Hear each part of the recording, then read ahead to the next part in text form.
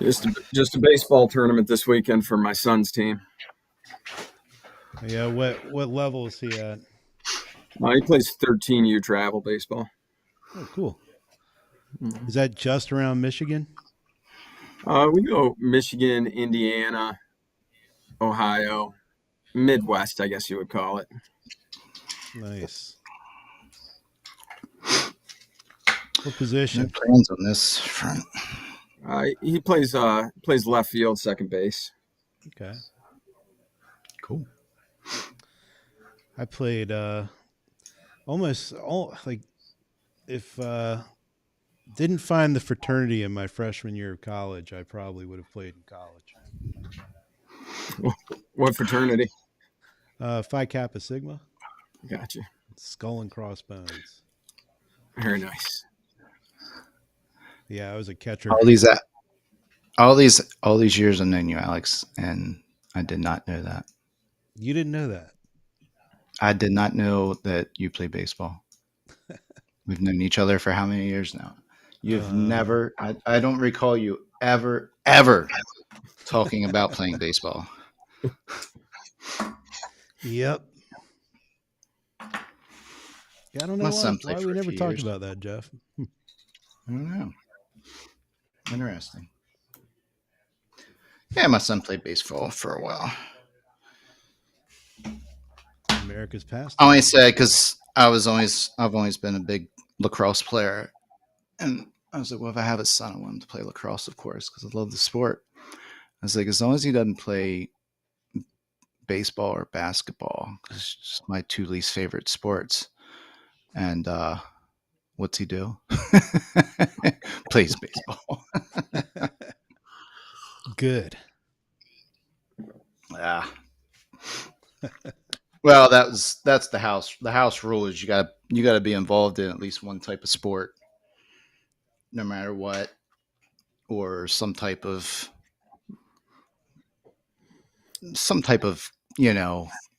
team environment or recreational. So Any, Anything yeah, to get him out from the yeah, video games. yeah, exactly. So he retired in baseball, but he stuck with his Boy Scouts and got his Eagle Scout. So Awesome. that was a good yeah, that was a good substitute. I was okay with that. And my daughter, I think she's played a season of just about every sport in the book. Oh, 5 seconds, Now guys. she's landed on horseback riding. She's been doing that for quite a few years.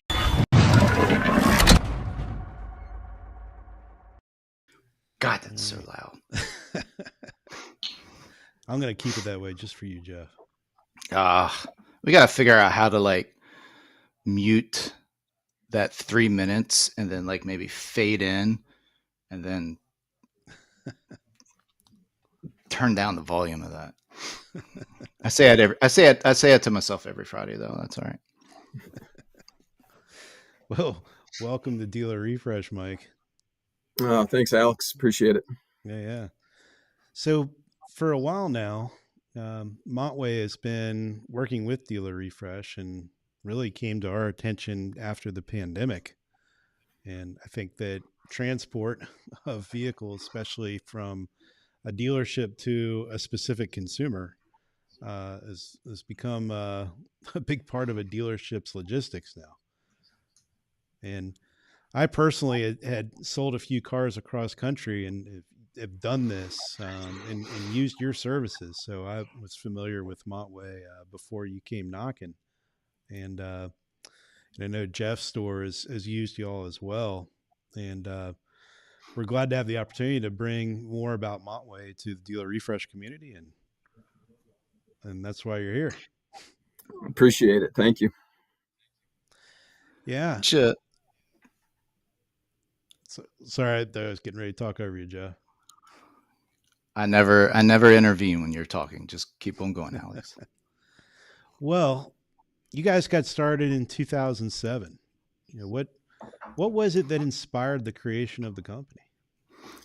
So our original founder, when he really looked at the auto transport space back in 2006 and 2007, he saw a need for a someone to come into the space and provide transportation just for a person that just needs to move a car. Whether it's from a snowbird from Florida, from New York down to Florida, or just someone that may be selling his car across country, or maybe found a car at a dealership and just wanted to move it back.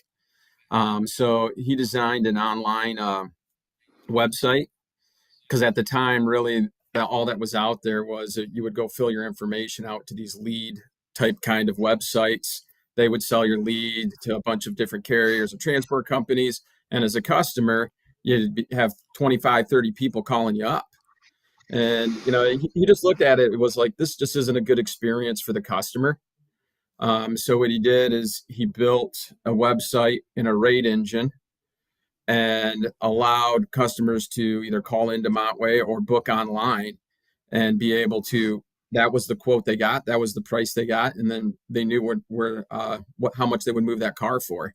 So I always like to say, when it comes into the brokerage space or the car haul space, he decided to build it backwards, whereas most people will come into the business to business space and maybe dabble in the retail space.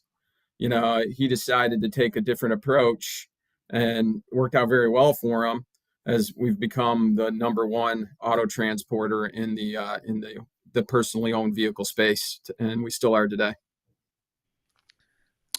Yeah, it's probably definitely a much needed service. I sort of relate that to one of my experiences refinancing the house and going through Lending Tree.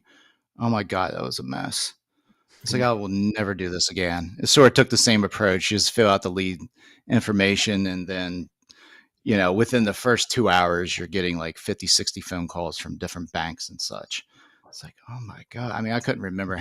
It became so overwhelming that for 3 weeks, I was like, whoever calls me back in 3 weeks has done their due diligence. And at that point, I'll call them back, or at least have a conversation with them. What a mess. So I can only imagine it's probably even worse with vehicle transportation. Yeah, you can either get 5 million phone calls or none. Exactly. Yeah, and the reason I went with Montway on, I sold one of my personal cars to a guy in San Francisco from Vermont, and he didn't know anything about, just a buyer through Auto Trader basically, and I had to go figure out everything for him, and came across Montway on a recommendation from a buddy of mine down in Virginia Beach who had used your services through his store, and it was so easy. Just went online and did it right there. Had a guy who was actually the most thorough shipper I think I've ever dealt with. Like, back then, he was taking pictures of the car. He was even noting squirrel marks. Just when was this? Thing. What's that? What year was this? This was probably like 6 or 7 years ago. Okay. I think so. Thought maybe a little bit longer. Might have been. I have to think of the year of the vehicle, and then come back, because I only keep them like 6 months to 2 years. So, but I'm sure you guys stay pretty busy this time of the year on the East Coast with the snowbirds, correct? Yeah, I mean, that's a big primary piece of our business is still the retail customer. So this is a busy time of year where people are getting ready to go back down to Florida. So enjoy the sun, stay away from the nor'easters. Where do you find? I figure out how to ask this question. Where do you find most of your customers are coming from, and is eBay still a thing? Yeah. eBay Motors is still around for sure. So I mean, I know they're still around. I was just curious to, that was. I would eventually say that was probably one of the first online services that really maybe had your whole service sort of explode, because that was the first mainstream listing site where individuals could sell their cars, dealerships could sell their cars, and it was sort of a sight unseen, ship the car to me type of process. For sure. For sure. Yeah, no, I mean, most of our customers, they come from, internet type kind of advertising and, those kind of different platforms that you see out there, for the retail space. But then when we start looking into the business to business space or dealing directly with dealerships versus the retail customer, a lot of that is just our sales team. Uh, Doing podcasts with people like DealerRefresh, just talking to that dealer audience, just to show, how Montway can be different than, your typical average auto transport broker.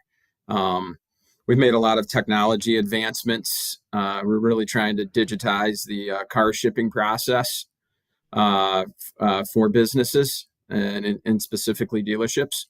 So, I mean, that's where a lot of our time is spent today. What exactly does that entail? So When you say right now, digitalize it all.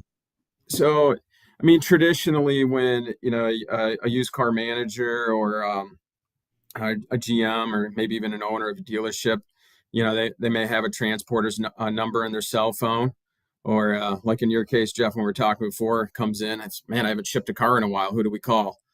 So when we look at a bunch of different ways, but what does it look like? So what we've seen is that traditionally you would send an email or you'd make a phone call saying, hey, I need to move a car from point A to point B.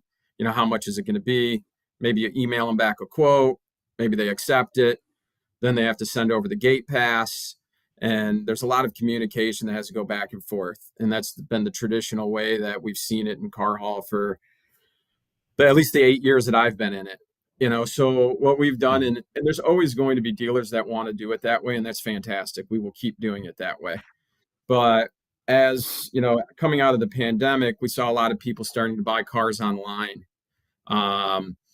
We started to see dealers, instead of going to one auction and buying 7-8 cars, they started buying one car in Florida, one car in New York, one car in Boston, trying to have that product diversification on their lot.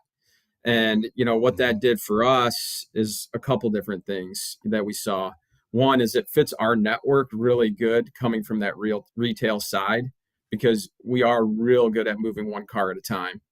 I was just at a trade show last week, and the potential customer asked me, hey, what makes you different than all the other transports? I'm like, we really like moving one car at a time.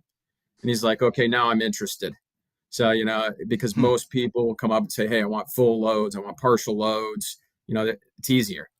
So, that was one thing, is that product diversification has allowed us to have a niche of moving one car at a time. The second thing that we really saw was a need to digitize that process. We've got a lot of people have gotten used to clicking and buying. Well, now we're rolling out something we call MAP, which is our Montway automation portal, where we can set up any dealership with a free portal. They can go in and type in the VIN number, where the car needs to go, hit enter, they'll get a quote, and they can submit their order right through it. So they don't have to email, they don't have to make the phone call, and they can process it. The next thing that it does is after the order's been submitted, then they can also log into this portal and see where the car's at. Has it been picked up yet? If the dealer's mobile app is on, they can see vehicle tracking, and there's a map that pops up and shows you where it's going to be with an estimated ETA. So it gives you that full-fledged visibility and transparency in the process.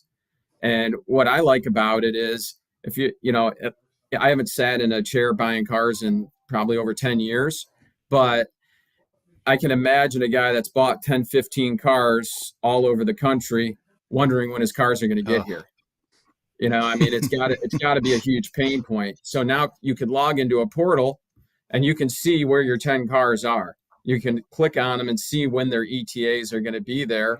So, and a lot of the inventory, I mean, half the time it's probably pre-sold anyways. So now you can keep that customer engaged in that journey of like, hey, it's estimated to be here Friday, barring no problems. we'll get it into recon and we'll get it out to you, Saturday afternoon. So, come on in. So real excited. You always real want to excited. cushion that by about 5 days. Yeah, that's valid. Do most of your drivers are they using the GPS tracking? It's right now. I mean, that's one of the things that we're really working with them on. I mean, we're up to about 60%, but Okay. our goal is to get that up to about 85. So I mean, we've built out what we call a carrier relations team, really trying to feel what appeals to the carrier. Because I mean, at the end of the day, in this whole process of transportation, the most important, obviously the car is really important, the customer is important, but the driver doing the work, sometimes I think we all underlook them. I mean, it's a tough job. I mean, what they do. And we've got to, as a company, we have to make sure we're doing what's right for the driver and coming up with different technology for them to make their life easier as they're out on the road, because they're doing the heavy lifting for us. Yeah, definitely got to take them into account. I had purchased I think it was right before 3 summers ago. I had purchased a big kayak. It's a 120 tandem, so it's almost like a small boat. And I don't recall. I think I still have the gentleman's business card. I don't recall who they used for shipping, but he had the GPS, and it was so nice because I could just open up.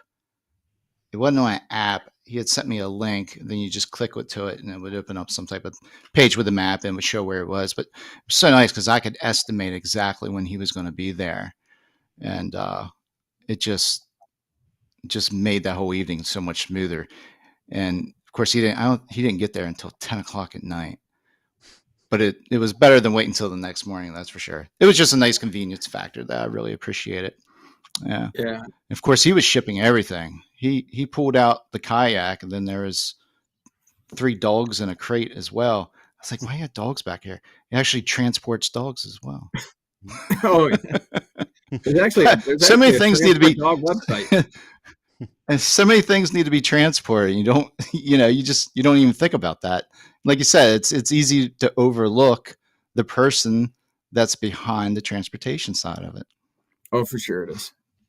For sure it is. Yeah. So you want those guys and ladies feeling, comfortable and enjoying that job for sure. Make it as comfortable as possible for them, because they're spending a lot of hours in that out on the road. Well, there's also been a lot of challenges that have come up of late, right? Oh no, for sure. I mean, it's been I mean, you look at the new car supply, the manufacturers. I mean, we all know about the vehicle production and supply chain problems in terms of chips and rubber, and the list can go on. So, I mean, it's definitely made the dynamic overall just a lot different. I mean, today, you'll have dealers calling up, asking us, hey, can we help them get their new cars? Maybe they're at the railhead, or, they're at a storage lot. And within reason, we can go do that. That's up to the OEM if that's, if we can do that. So, I mean, we've seen a bunch of different challenges in terms of the supply chain, and, the business overall has just shifted because of the used car inventory supply as well. The days where large consigners would be moving cars from one auction to the other because maybe, that sale is hotter. I mean, we haven't seen that since the pandemic, where everything's starting to sell upstream right on, maybe the lease company's website platform. And a lot of dealers are just keeping the cars that are hitting their lot because, they want that inventory. So it's a change in the game, that's for sure. Mm-hmm.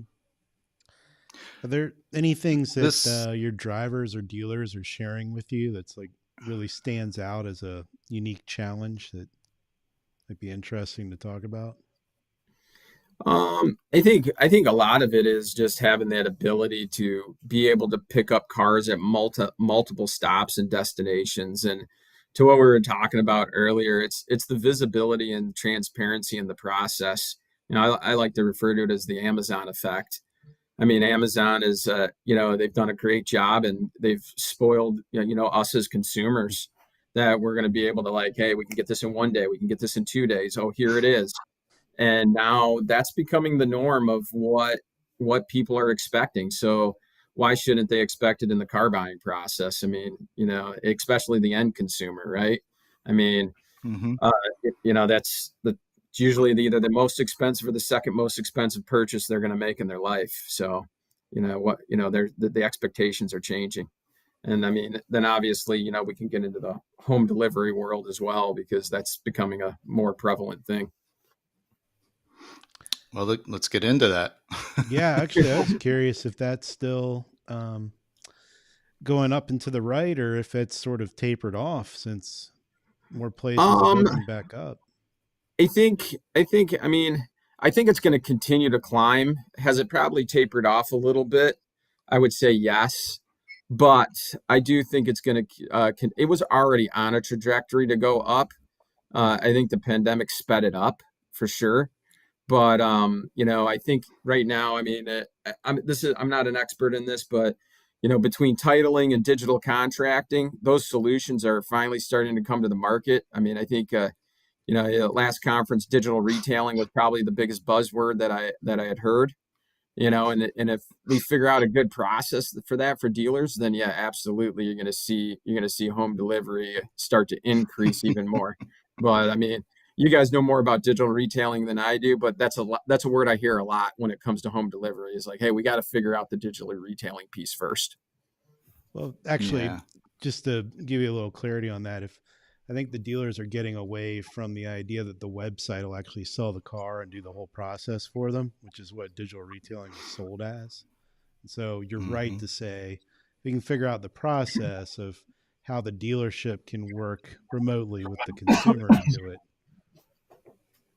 Then yeah, that's probably the better way to look at it moving forward. But I think the neat thing, one of the other products that we have in the market is we can allow dealers to put a widget that produces a shipping price on their website. That's cool. Um, you know, so Yeah. and whether we can do it through API integration where their website provider can design that front end to their specifications, or we have our own plug and play widget that they can put onto their website. And we got the little car counter, and you order buy this car, and by this time, and you'll get the car by then. Obviously, depending on how quick their paperwork gets done, I mean, you got to kind of move the expected time. But if it's a quick deal, I mean, we can hit the counter on what the counter says. But I mean that's with all of our technology. What we're trying to do is we're trying to leave. We'll have a user interface that you can plug that widget on the website. We can have this portal that you can log into. But if you have another system that you want to tie all these different services to, with API integration, you can tie that to whatever you need, whatever system you want to display something. Because it's just data. It's ultimately just receiving and sending data. Now, Are I'd be you just interested curious? in Are you that for working? my other company. Might be Are you talking more. working with? Yeah, really. Are you working with any digital retailing services in the industry with your API? I mean, again, we've talked about digital retailing to nauseum, but I can definitely see one of the service providers out there wanting to utilize that API. So once you go through the full digital retailing setup, there's a question, would you like this car to be shipped? Click here to get a quote, and it's all right inside that DR tool. Do you have a lot of dealerships using your widget? I would think that could be a powerful tool to have on a dealership website.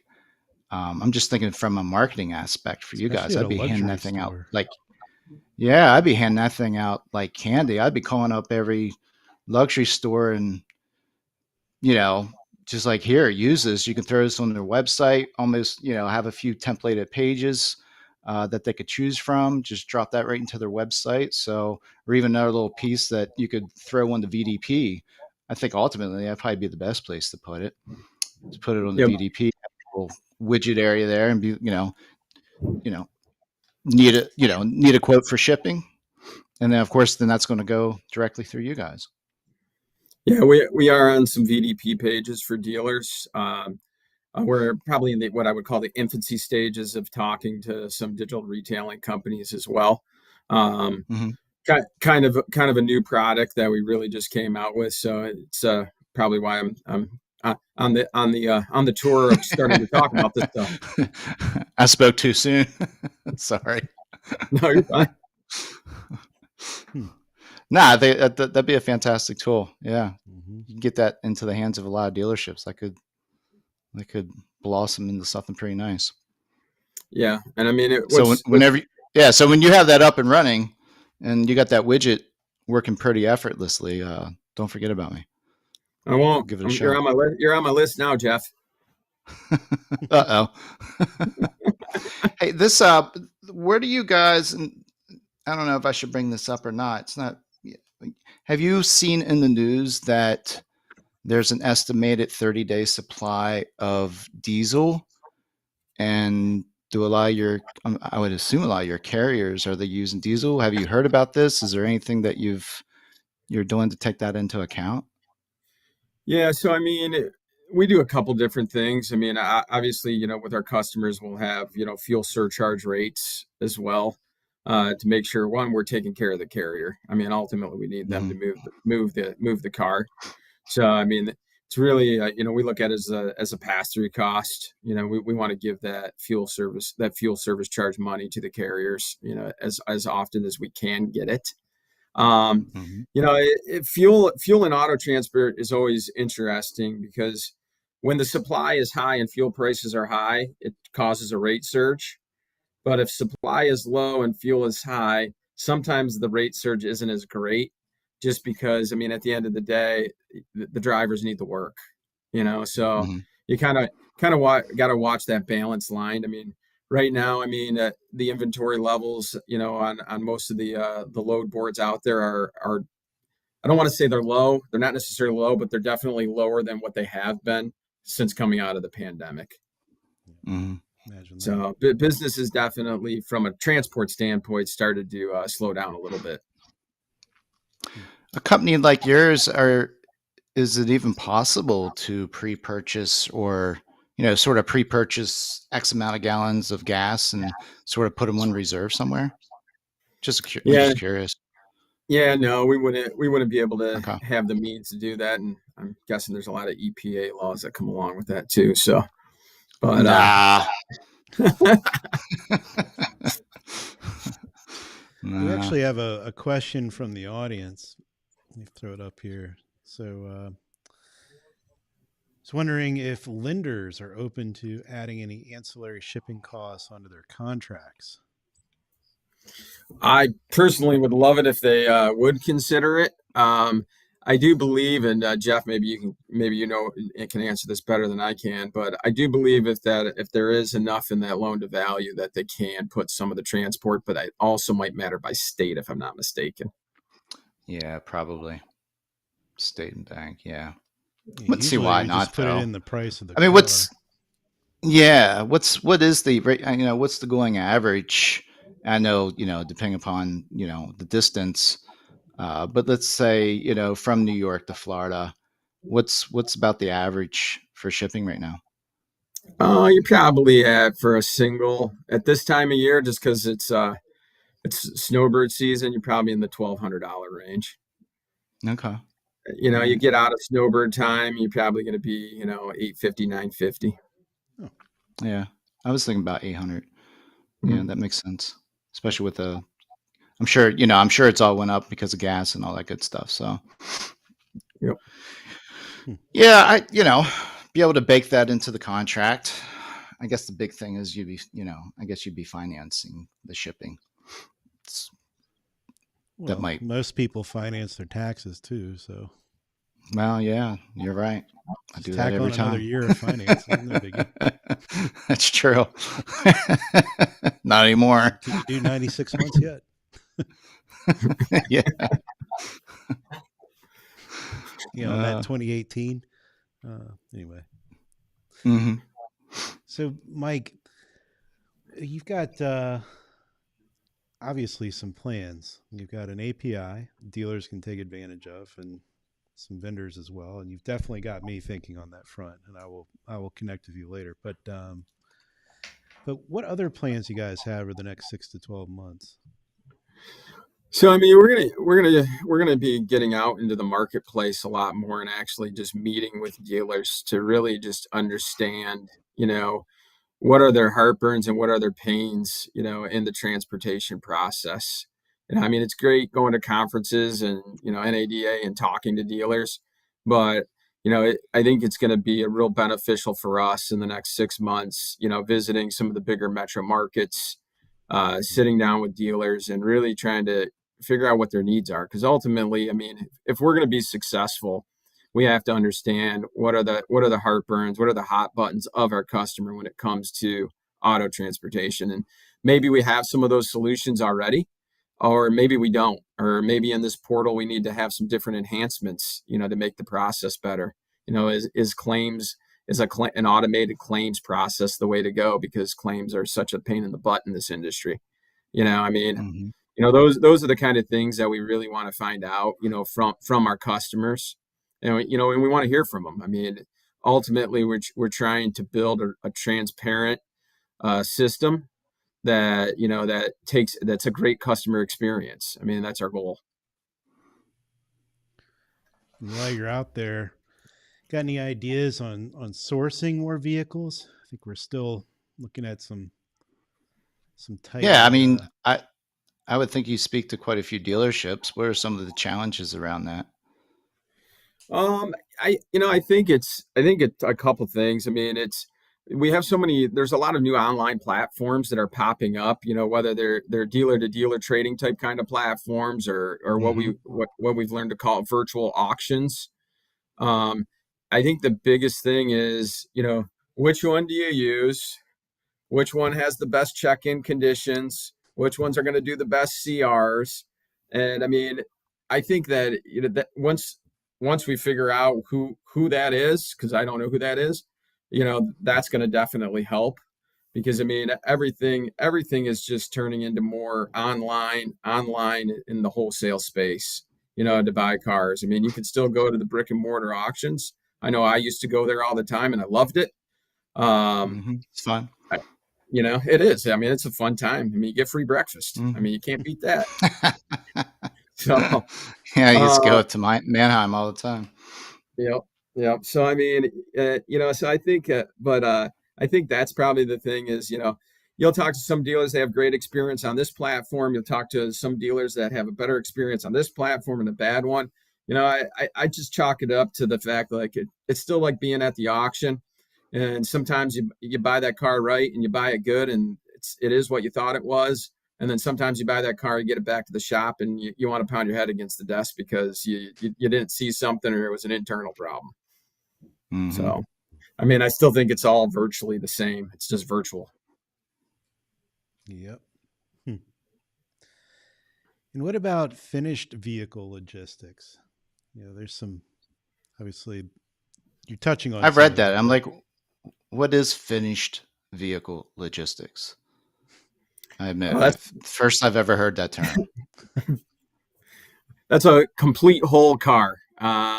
Really, when we talk finished vehicle logistics, you're usually typically referring to the new car side.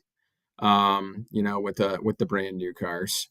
Is typically Mm-hmm. when we refer to finished vehicle logistics. But at the end of the day, it really is just a completed car versus maybe moving that in op, or a lightly hit car from one of the damage sales out there.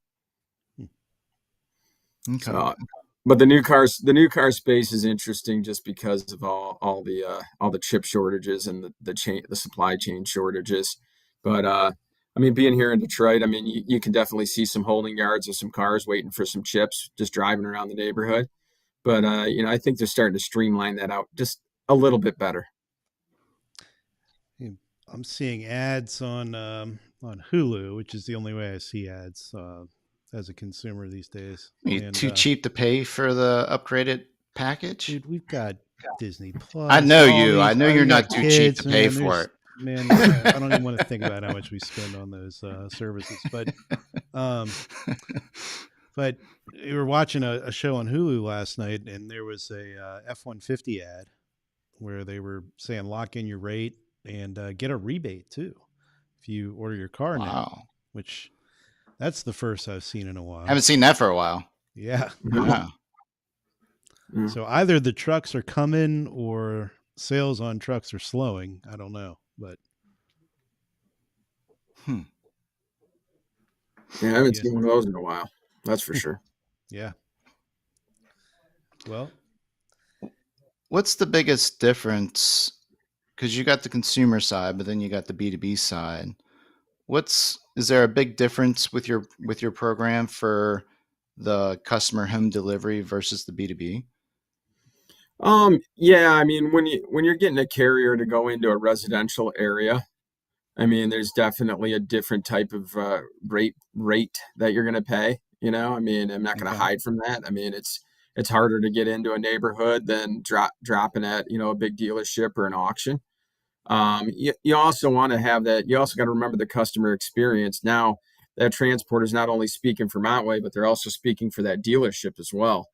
So, I mean, you want to make sure that, you know, that walk around is good. You want to make sure that driver is as good as he can be, you know, in terms of being able to be an extension of both, you know, the transport company and the delership. So, you know, it definitely is a little, it's a little bit of a different feel in terms, or a different type of rate versus if I'm just picking up your cars and bringing them back to your store. That's for sure. Mm-hmm. And are you all feeling a crunch in finding decent drivers now? Yeah, I mean, that's a good question. We have the benefit of being a full-fledged third-party logistics company, or what we're known as in the industry as a broker.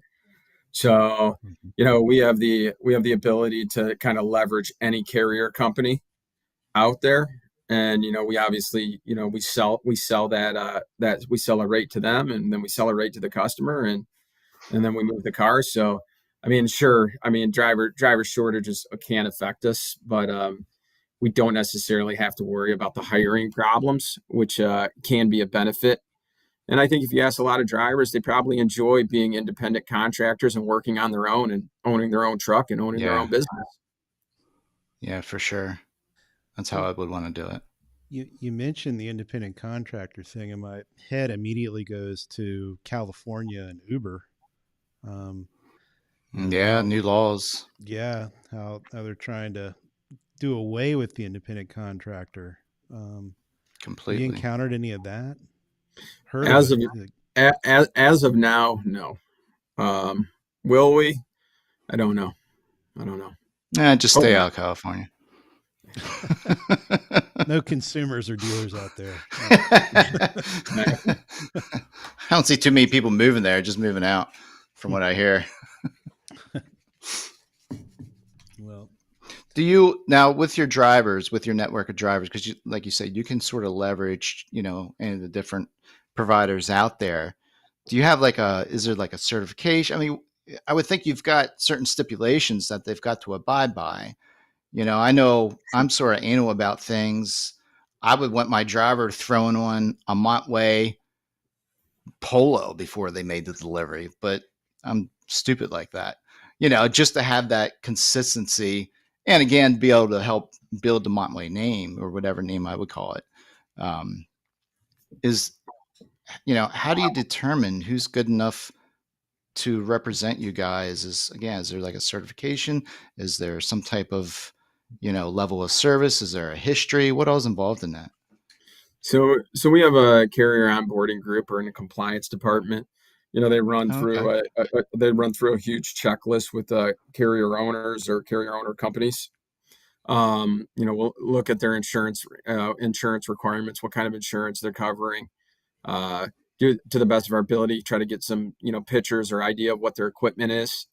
And, you know, we go through all that, and then we continuously are watching the insurance certificate. We're integrated with a third-party company that also kind of gives us some reporting analytics on drivers and safety measurements as well. Mm-hmm. So, yeah, we have a whole department that handles that. And I wish they could wear a Montway shirt, but that one I haven't figured out yet. Just a little pin. Just slide the pin on. Yeah, Doesn't have paint to your be a truck shirt. with a Montway logo on it. Didn't they whenever they had the truck driver shortage? Didn't the administration pass something where I think so prior you had to be 21, and I think they lowered the age down to 18. Have you heard any more about that? Has that made an impact? I even said something to my son. It's like, why don't you go be a truck driver for 5 years? Because they're making really good money, you They know? can, yeah. And yeah, yeah, I know. And, do it for 5 years, bank all the money, and then, figure something else out or keep on doing it. But from what I understood, they were going to lower the age to 18. And I think before you had to have at least so many months of experience where you're driving with somebody else. I think they were cutting that down to a lower number as well. So, it seemed like they were trying to unregulate some of it in order to get some more drivers out there. Have you heard anything more about that? I know that, yes, I mean, I heard what you were talking about, but, unfortunately, the average driver age in car haul keeps going up. I mean, it's 55 Yeah. plus. And I Is that what mean, it is? Hmm. it is, yeah. So, I mean, Wow.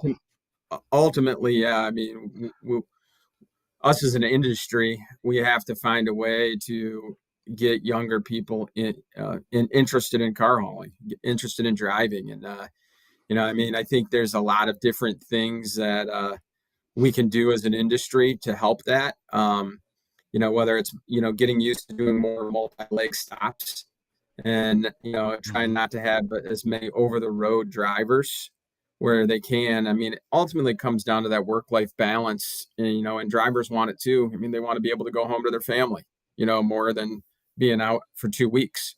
So, I mean, becoming more of a true kind of logistic style, of a company Mm-hmm. where we can do a multi-drop, we can do team drivers, we can meet places and do some different things. We can figure out a way to use load optimization better than what we do today.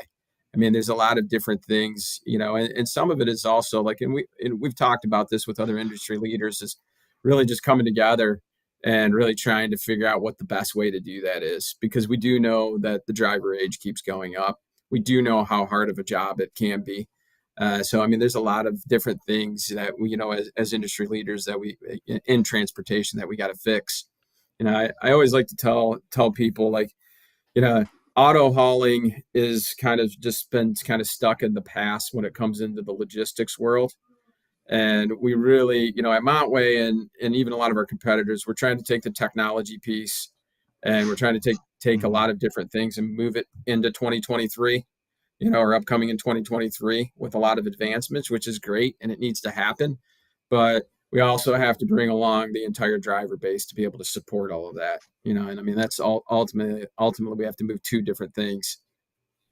Well, you got two conflicts there. You got a rising driver age and trying to implement new and better technology, which they usually don't coincide with each other. There's usually a little bit of a backlash there. When you There guys can be. started, yeah, when you guys started in 2007, what was the average age? That I don't actually know.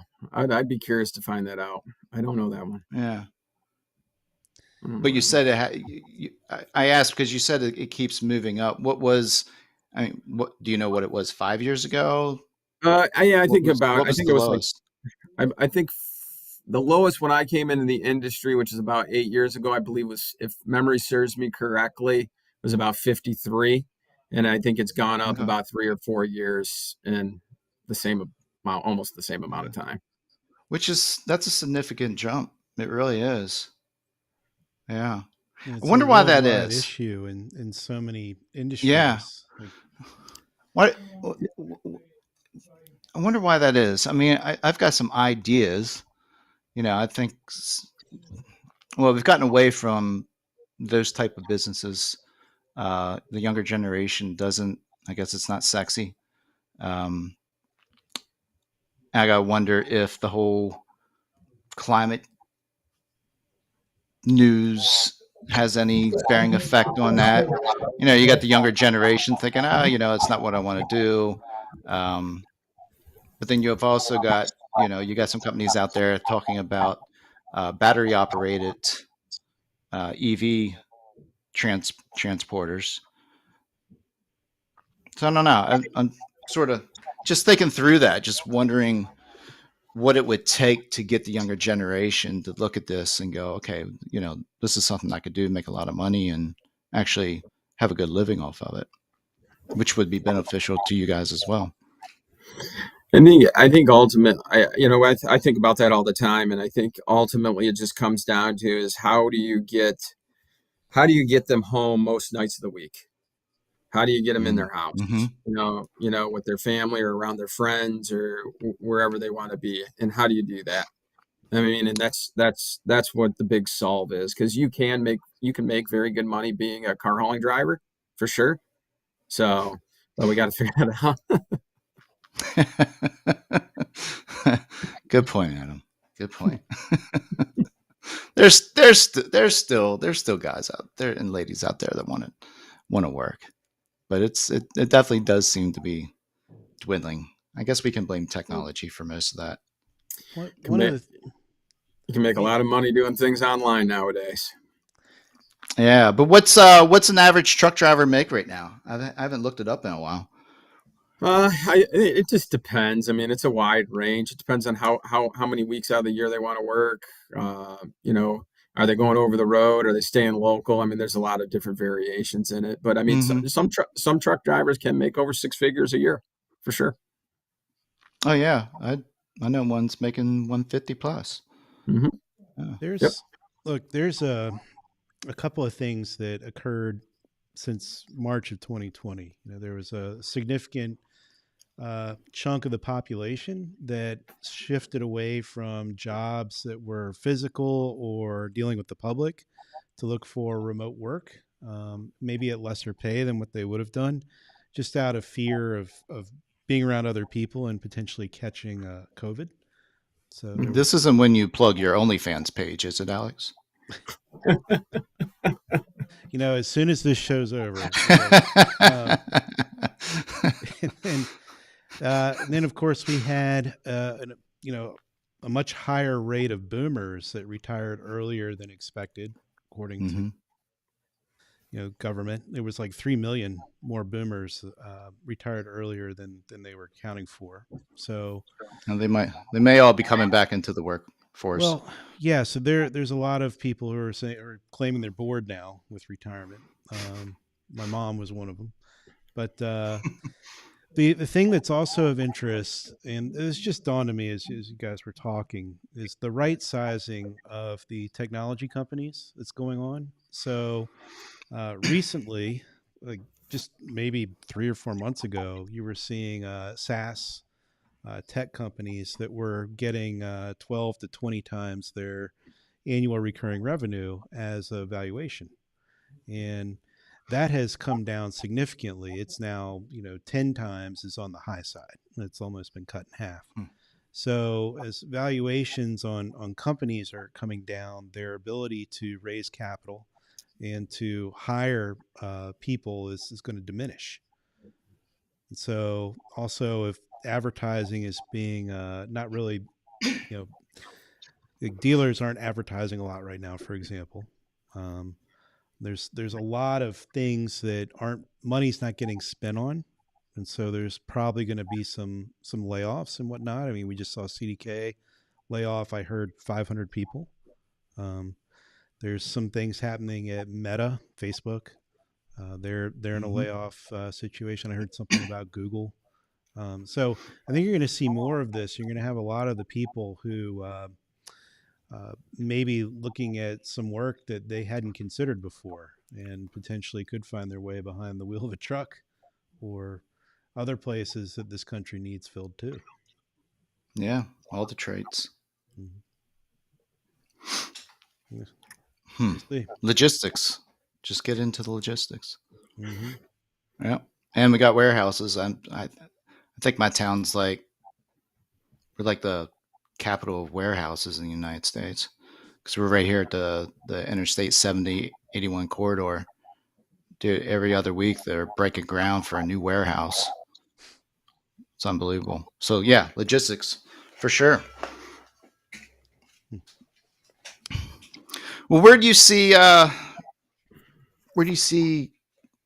vehicle transportation in the next 5 to 10 years? I think I believe that technology is still going to play a huge role in it. Just because like we talked about earlier, I mean, the transparency and visibility of being able to know what's going on, whether you're a dealership or an end customer, it's going to happen. It's just it just may take a little more time than I think anyone would that we all would like. So I think that's going to continue to happen. I'm not for sure in terms of usually you can kind of have an idea of where the business shift's going to be. I think that moving one car at a time is here to stay. I think dealers have definitely learned that diversifying the inventory can be a really good thing, even when inventory levels do return one day. And I don't know when that will be. I don't know if anyone does, but when they do return, there's still going to be a need to still go out there and find different product, to differentiate yourself or your lot from the guy next door or whatever the case may be. So I still think that moving that one car at a time is going to be there.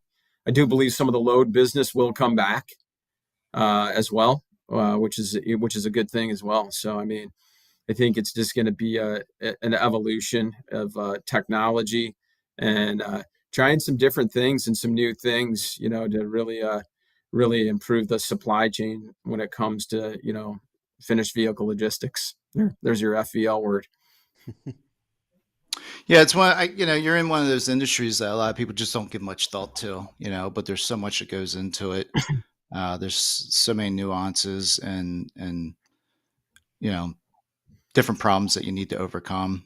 And, as we move into the future, more problems, even though you're coming up with the different technology solutions to help alleviate some of the older problems. It's almost like every time you find something to alleviate the older problem, now we've got new problems coming up about, right around the corner. So it's going to be interesting. Yeah, it's going to be interesting. So. I always say that the auto transport is, unfortunately we are a pure expense, so I mean that's why it is. I mean, we're not a revenue generator for any of our customers in essence. I mean, we can be a revenue saver in terms of getting the cars there quicker, where they're not sitting on a depreciating asset for a couple extra days. I mean, that's where we can accelerate that. But I mean, at the end of the day, we're an expense and we understand that, and we got to figure out ways to make this, a very transparent and easy process for all our customers. Well, it sounds like you guys are game for it. Yeah. Mm-hmm. That's the plan. Well, awesome. Well, Mike, it's definitely been a pleasure. It's always, this definitely pertains to our audience. I mean, obviously we're, a bunch of car dealerships, but it's just something that, like I said before, it's just something that gets overlooked, and it's vitally important, but definitely gets overlooked. Doesn't get thought about until the time comes when you need somebody. So if anyone wants more information on Montway, of course, we've got ads over on DealerRefresh. You guys have been sponsored for quite a while now. But if they have really questions if they got questions about this this app that you're talking about, or the plugin for dealership websites, just throw out your URL, your contact information, and we'll make sure that also makes its way over into the forums. Awesome. Yeah, definitely will. And that's a good point too, Jeff, is that, if, anyone's listening today and they want to go get a quote on our website, you got to remember that's for our retail customer. If you go into our business enterprise page, there's a contact us form that you can definitely go fill out, and we'll have one of our business to business sales reps call you. It could be pretty cool. Perfect. Is what, Alex? If you had some screenshots or examples of the widget that we could put into the forums on DealerRefresh? Yeah, that'd be perfect. Sure. Yeah, that would be great. If you want to send those over to us, we can help you get those up. Yeah, I'll get those up. That'll be great. I'll give those to those marketing people. Keep them busy. Awesome. Please do. Yep. All right. Well, thank you for your time today, Mike. And good I to meet you. appreciate it. Yeah, definitely. Thank you very much, guys. Thank you. All Got right. it. All right, man. All right. Make it a great Happy weekend. Friday, everyone. Later.